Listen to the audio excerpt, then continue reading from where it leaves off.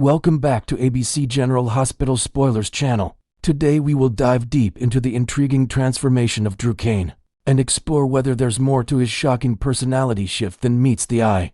Drew Kane, once the epitome of heroism as a dedicated Navy SEAL, has undergone a remarkable and troubling evolution in recent storylines, leaving fans puzzled and eager for answers. Remember the man who first arrived in Port Charles, radiating integrity and courage. He was the kind of character who inspired loyalty and admiration from everyone around him. But lately, Drew seems like a shadow of his former self, making choices that clash with the honorable figure we knew. This isn't just a random plot twist. It raises profound questions about what could have triggered such a drastic change. Was it a gradual slide into moral ambiguity?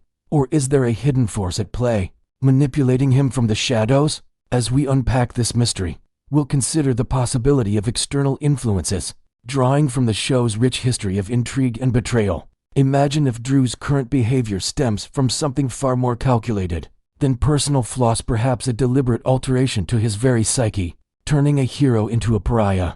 The drama escalated dramatically when Drew made an unexpected appearance at Monica Quartermain's memorial service, a move that sent shockwaves through the gathering and highlighted just how far he strayed from his roots.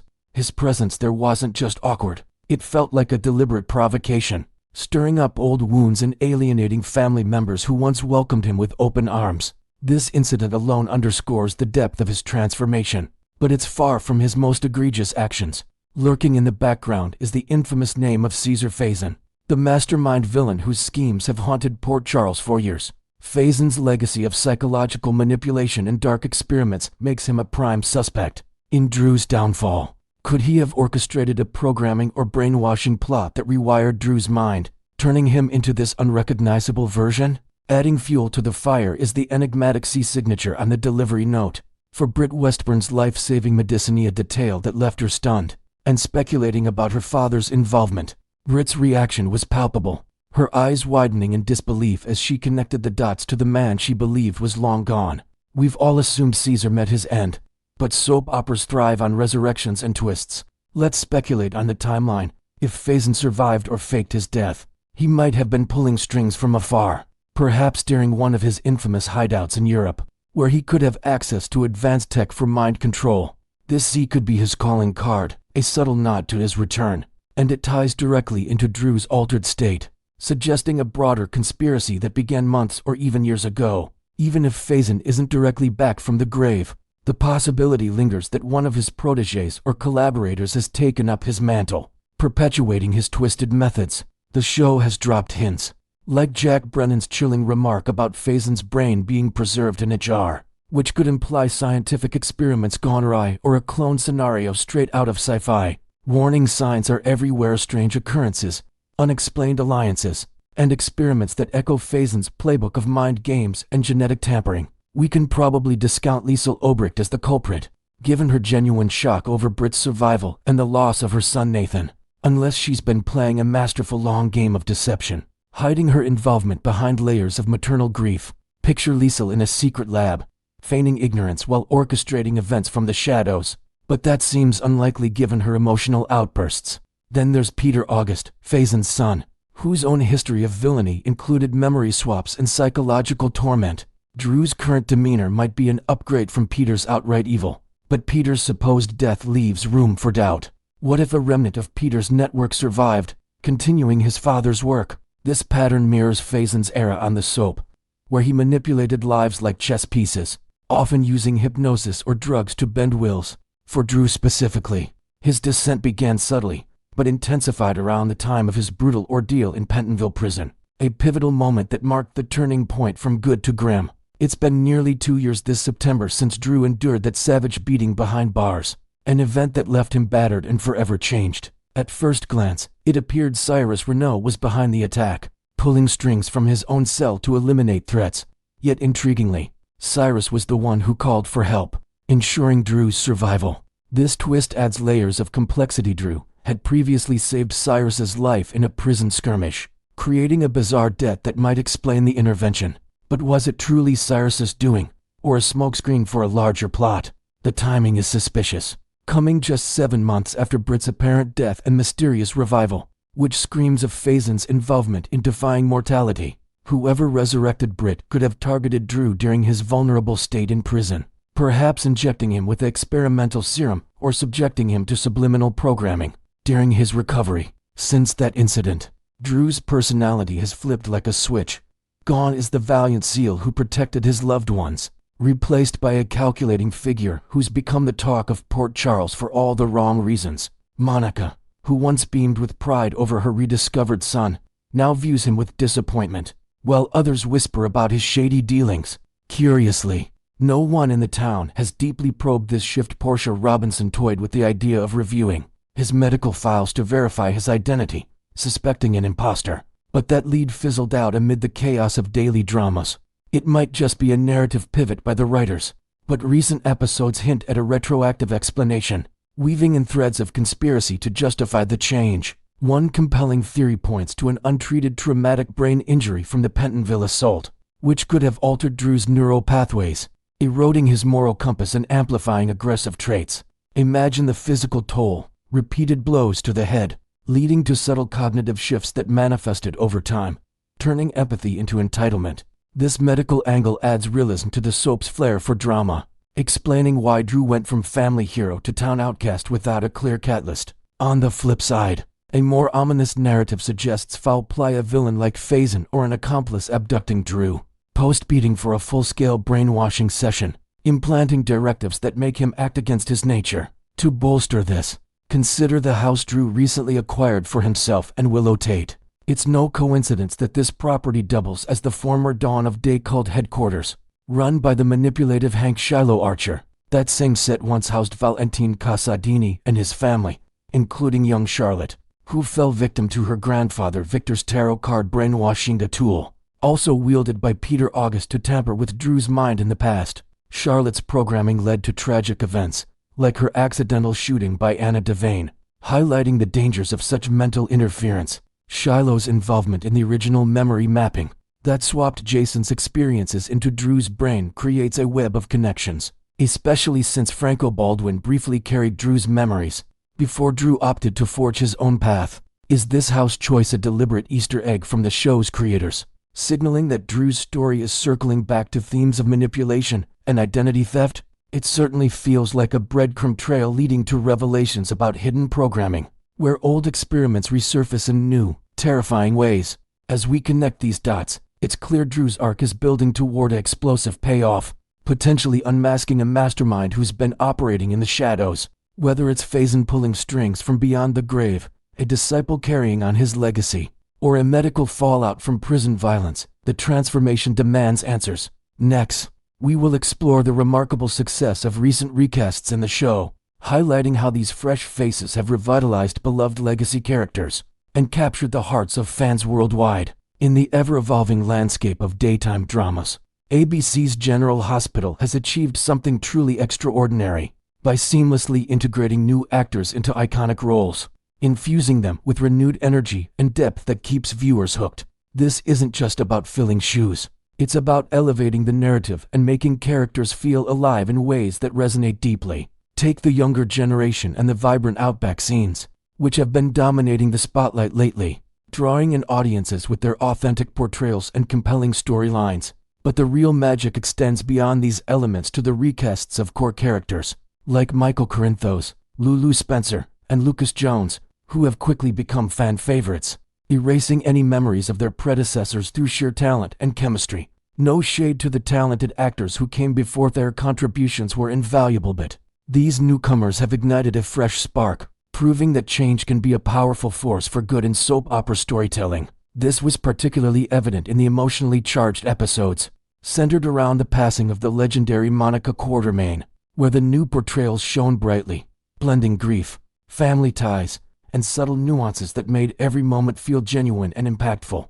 The episodes honoring Monica's legacy served as a perfect showcase for these recast stars, demonstrating their ability to handle high-stakes drama with grace and authenticity. A devoted GH enthusiast on X captured this sentiment perfectly, noting how Van Hansis as Lucas and Rory Gibson as Michael delivered performances so seamless that it was easy to forget they hadn't shared scenes with the late Leslie Charleson from the start.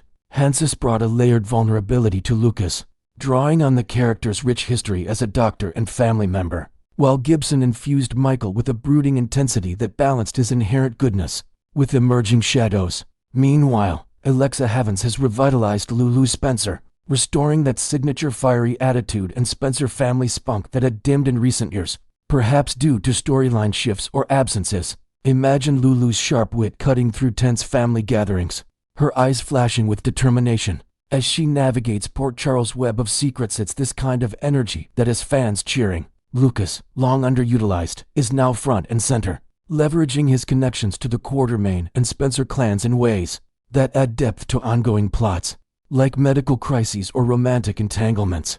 Michael's evolution under Gibson's portrayal has been fascinating, unveiling a darker edge of calculated business moves mixed with quiet moments of loyalty to his loved ones that keeps him relatable yet unpredictable. Together, these three have propelled their characters to new heights, turning potential pitfalls into triumphs that enrich the show's tapestry. What makes these recasts stand out is the perfect synergy between sharp writing and the actors' dynamic interpretations, creating moments that feel timeless yet innovative. The scripts have allowed Havens, Gibson, and Hanses to breathe fresh life into these legacy figures, exploring untapped facets like Michael's internal conflicts over family legacies, or Lulu's resilience post-coma, which adds layers of emotional realism. Fans have taken to social media to praise this alchemy, with one ex-post highlighting the amazing ease with which Rory Gibson, Alexa Havens Bruning, and Van Hansen stepped into roles tied to Port Charles' foundational families. The commenter went on to applaud how these stars make it seem like they've been part of the canvas for decades, crediting the visionary casting director Mark Teschner for spotting such talent. Teschner's track record is legendary, having assembled ensembles that would stand the test of time. And here he struck gold again by choosing performers who not only look the part, but embody the essence of these characters. For instance, Hanses' Lucas brings a quiet strength, perhaps inspired by real-life medical professionals, allowing for storylines that delve into ethical dilemmas at the hospital, while Havens' Lulu channels a modern feminist vibe, standing up to patriarchal figures in the Spencer lineage. Gibson's Michael, with his chiseled resolve, navigates corporate intrigue at ELQ with a subtlety that hints at deeper psychological undercurrents, making every boardroom scene pulse with tension. Stepping into a legacy role on a long-running soap like General Hospital is no small feat. It's a high-wire act that demands respect for the character's history, while injecting personal flair to keep things evolving. Fans often brace for an adjustment period, where new actors might feel like outsiders disrupting the flow. But GH has masterfully sidestepped that awkward phase with these recasts. From the outset, the new Michael, Lulu, and Lucas have owned their spaces, blending seamlessly into the ensemble without missing a beat. Sure, there were a few skeptics at first, those die-hard viewers attached to the original interpretations, but the tide turned swiftly as episodes unfolded, revealing the newcomers' commitment and skill. Picture the hospital corridors buzzing with Lucas's compassionate bedside manner, or Lulu's investigative journalism pursuits reigniting old rivalries. These elements feel organic, as if the characters never left. Michael's protective instincts toward his siblings and children have been amplified, showing a man grappling with power and morality in a town rife with corruption. This rapid acceptance speaks volumes about the actor's preparation, perhaps involving deep dives into archived episodes or consultations with previous cast members to honor the role's legacies. In the end, it's this dedication that has fans forgetting the transitions altogether, embracing these versions as the definitive ones moving forward. As General Hospital continues to weave its intricate tales, these successful recasts stand as a testament to the show's enduring appeal and adaptability. They've not only preserved the spirit of beloved characters, but enhanced them, opening doors to new story arcs that promise more twists and heartfelt moments. Whether it's Lulu uncovering family secrets, Lucas facing personal heartbreaks, or Michael balancing ambition with ethics, the future looks bright for Port Charles. Next, we will delve into the fascinating and convoluted family connections, sparked by the shocking returns of Britt Westburn and Nathan West, unraveling the tangled web of the Reeves and Faison lineages that continues to captivate fans. The dramatic resurrections of Britt and Nathan on ABC's General Hospital have reignited intense curiosity about their intricate family dynamics, prompting a fresh look at how bloodlines and secrets have shaped their lives in Port Charles. These comebacks aren't just plot devices, they serve as catalysts for revisiting long-buried truths. exposing layers of deception that have defined generations. Brit, often nicknamed the Britch for her sharp-tongued demeanor, first stepped into the spotlight as a lone wolf, a brilliant doctor with a mysterious edge, navigating the hospital's corridors without any apparent ties. Her rival brought a fresh wave of intrigue, as she clashed with colleagues and formed unlikely alliances, all while hiding the emotional scars of her isolated upbringing. It wasn't long before the show peeled back the curtain on her complicated bond with her mother, Dr. Liesel Obrecht, a formidable figure whose own villainous past added tension to their every interaction. Liesel's overprotective yet manipulative nature clashed with Brit's independent spirit, creating scenes filled with heated confrontations and rare moments of vulnerability, like when Liesel confessed her regrets over past choices in a dimly lit hospital room during a stormy night episode. This mother-daughter duo set the stage for even more revelations, hinting at a larger family puzzle waiting to be solved, complete with forged documents and whispered alliances that echoed through the Quartermain mansion. As the storyline expanded, the introduction of the charming detective Nathan West brought a new dimension to the narrative, blending law enforcement drama with personal quests for identity. Nathan's charisma quickly made him a fan favorite, his investigations often intersecting with Port Charles' underbelly of crime and romance.